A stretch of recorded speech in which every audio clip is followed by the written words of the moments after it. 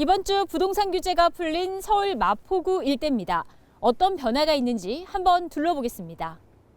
규제 완화 발표 이후 문의 전화가 약간 늘었다는 인근 부동산을 찾아가 봤습니다.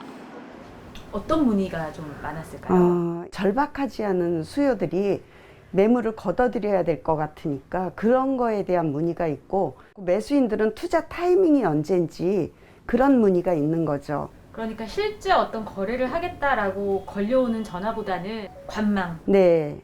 하다가 일정 기간 지나서 이제 움직이려고 준비를 하는 거겠죠.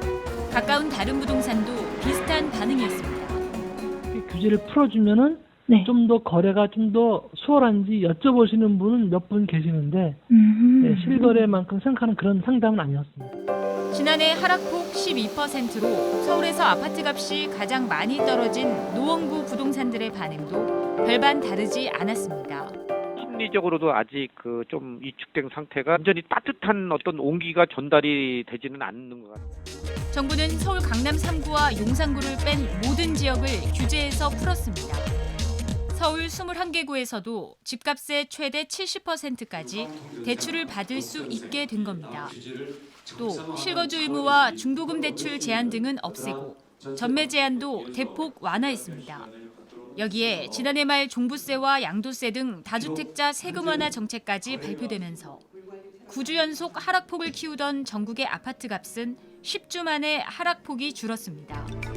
서울 아파트 값도 0.67% 하락해 9개월 만에 하락폭이 줄었습니다. 그럼에도 시장에선 잇따른 규제 완화 발표가 집값 하락 추세 자체를 뒤집기는 어려울 거란 전망이 많았습니다. 금리가 너무 많이 올랐잖아요. 그러니까 이자가 너무 부담스러우니까 수요자들 자체가 움직일 수가 없는 거죠. JTBC가 이번 주 규제 완화 발표 이후 교수와 금융계 등 부동산 전문가 12명에게 물어본 결과도 비슷했습니다.